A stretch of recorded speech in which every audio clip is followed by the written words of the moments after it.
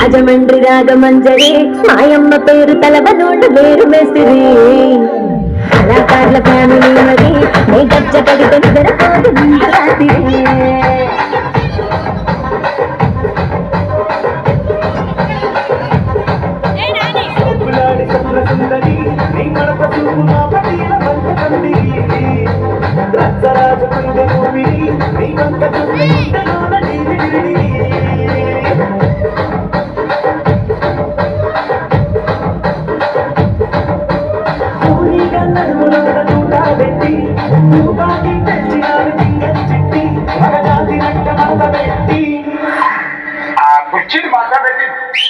కుర్చీని మాట్లాడేది